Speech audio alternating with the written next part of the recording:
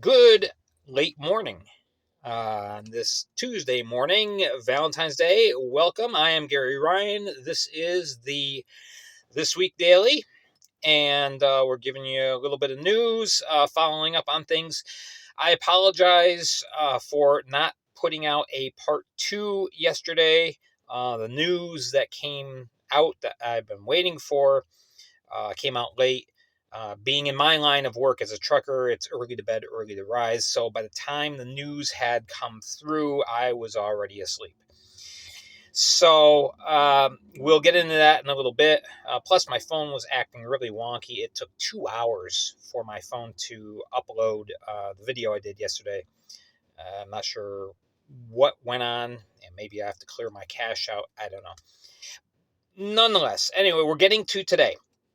I contacted the Black Bears organization, and they responded in regards to Jamie Bussell being listed on the active roster. If you go to the Binghamton Black Bears homepage and click on their roster, you see 23 players, which right now the limit is 22.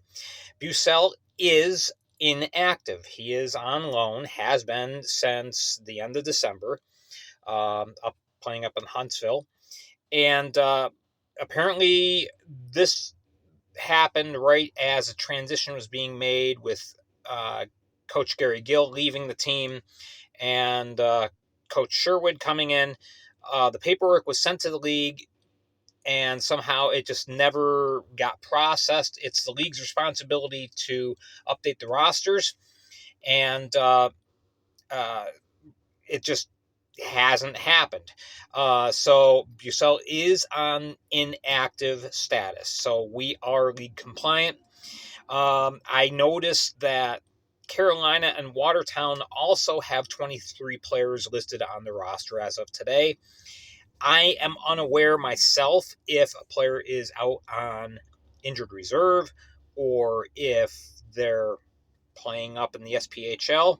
If you know, contact me, let me know. Obviously, I'm not as familiar with the inner workings of the Thunderbirds or the Wolves as I am with the Black Bears. So you can contact me if you're in my inner circle. Hit me up on Facebook Messenger. Otherwise, send me an email, bbb22segments@yahoo.com, and feel free to share what you know. All right. Yesterday, I raised a couple of questions in regards to roster cuts. One was with Port Huron, and I want to thank Sarge Richards, the Vice Commissioner of the Fed. He's been wonderful in giving me information and updates. Deeply appreciate it. Yes. I raised the question: how come Port Huron still has four goalies on their roster? He said a player cannot be released. There's a provision in the league rules. Player cannot be released while they're out on injury. Joe Noonan's been out for quite a while. So chances are when he medically clears, his name will be removed. He'll be put on waivers, etc., etc., etc. And then at that point, that would take Port Huron down to 21. If they choose, they can sign somebody else. All right. I'm still thinking Noonan's the one that's cut because I can't see Port Huron releasing Paulin or Hofflin or Rodriguez at this point. I just don't see it.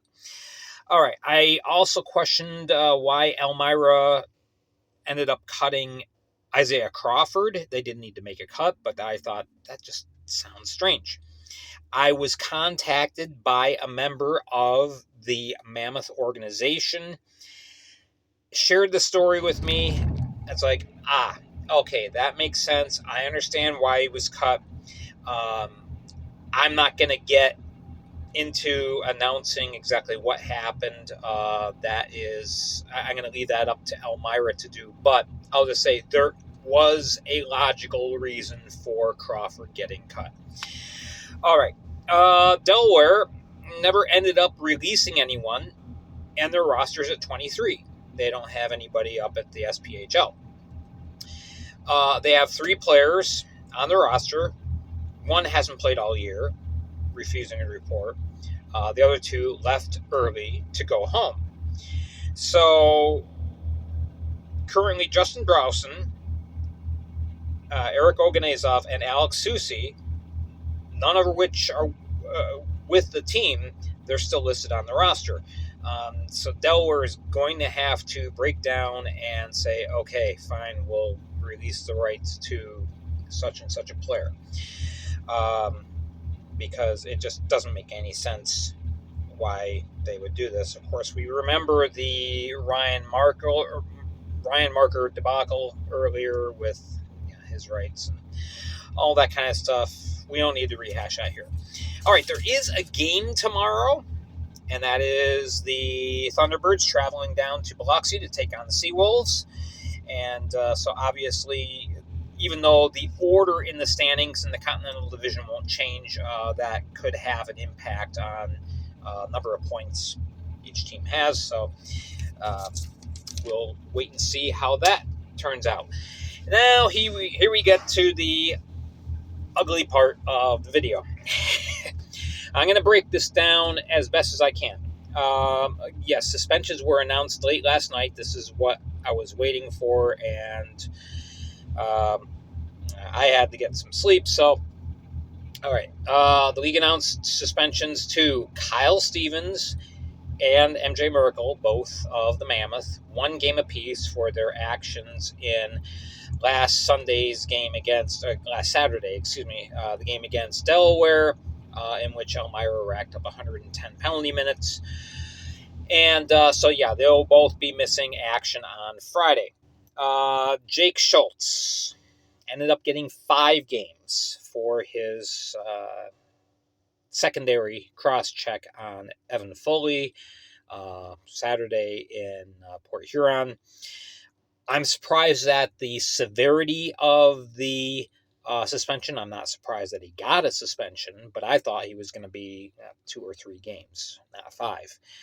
So Jake Schultz is going to be out of action for a while, and that's going to hurt. Thankfully, we do have Don Olivieri as a member of the Blue Line, and so we'll carry on. All right. Everybody's asking me, what's up with Amesbury? Did he get suspended? The answer is no. And I just heard a great disturbance in the force. Okay. This is the breakdown. What I and a lot of other people thought watching the game and the video was Amesbury making a hit along the half wall. That was not Amesbury. That was McKittrick. Okay. Amesbury hit Trevor Lord behind the play along the end boards. Now, yes, he got the 5-minute penalty on charging. So he goes to the box. The officials converge. And apparently, I'm kind of filling in the blanks here, but apparently the discussion was, well, okay, this is Amesbury we're talking about. What are we going to do? Yeah, he's gone. All right, give him a game. So, yeah, he was given a game. The hit did hurt Trevor Lord. However, Lord has been battling back problems for quite a while now. So apparently, when Amesbury hit him, it re-aggravated that. So the injury didn't come really from Amesbury. It came from before. So anyway, there's no video footage showing the hit. So basically, the league has to take the precedence here. Well, guilty until proven innocent. Innocent until proven guilty. Pardon me. There's no video footage. There's no indication that it was as egregious of a hit as the hits earlier this year. in the meantime, the curious thing is, McKittrick ends up, headshotting one of the Wolves along the boards, and he doesn't get anything. So, so that's the story. So Amesbury is going to be at the arena on Friday night, and yeah, please don't throw carrots at him or anything like that. All right, seriously, that is a scenario. There is not enough reason or evidence for the league to say, yeah, we've got to give him a suspension. So that's it. That's the end of the story. And apparently there was a lot of discussion amongst several members of both the Hat Tricks and Wolves organizations. The front office is going, why did he get a game misconduct? So one thing that I will say helped him out tremendously. I've got to give Amesbury kudos on this, is the fact that he did not make a scene. He did not start yelling and causing problems, making things worse for himself as he was being escorted to the penalty box or off the ice. He was very quiet, and that helped him out. So anyway, that is a scenario. So yes, we will be seeing Amesbury, not Schultz, on Friday in the big game.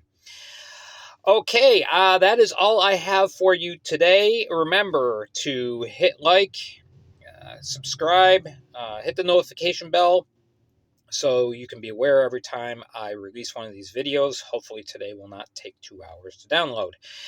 All right, you all have a wonderful day, and I will be back tomorrow with more news on the Black Bears and what's going on around the Fed. I'm Gary Ryan for The Daily.